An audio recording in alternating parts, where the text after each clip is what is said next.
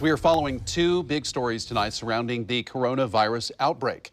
Here at home today, the Oregon Health Authority told us they've been monitoring hundreds of people in the state since the outbreak began in January, but they want to stress there are no confirmed cases in Oregon, and they believe the risk remains very low. The other development just might affect your wallet. Today, concerns over the virus sent markets tumbling, including the Dow, which had one of its worst days in recent memory. Fox 12's Audrey Wheel is following both of these developments tonight. She joins us live from downtown Portland now with more. Audrey?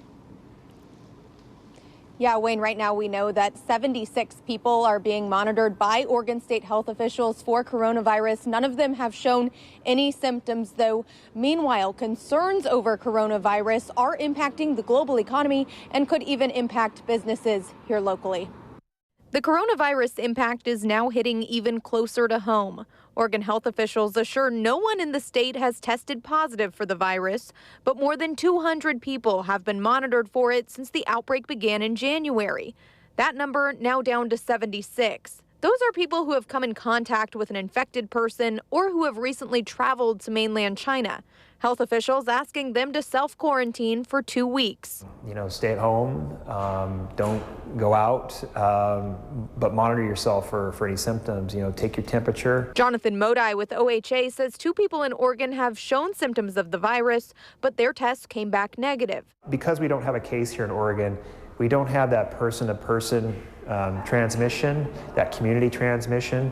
And that means that the risk for the general public is low here in Oregon. It remains low. But across the globe, fears are high, as indicated by Monday's stock market plunge. Now people started thinking that, okay, this is a global issue we have to deal with. So that means the impact on the economy can be quite strong as well. Economics professor Hiro Ito says some of the countries hit hardest by the virus, like China, South Korea, and Japan, are big buyers of things like manufactured goods and timber from Oregon. So if those economies slow down, then we are not going to be able to sell as many Oregonian products as we used to be able to.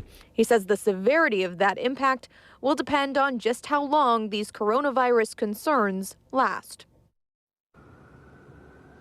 And as for the people being monitored here in Oregon, OHA says they will update those numbers weekly, and they want to remind everyone that the precautions you could take against this virus are similar to what you might do to avoid the flu. Things like washing your hands, covering your cough, avoiding people who are sick, not going to work or school if you're sick yourself. And of course, we have all of the information from OHA and a link to all of their information on our website, kptv.com. Live in downtown Portland, Audrey Wheel, Fox 12 Oregon.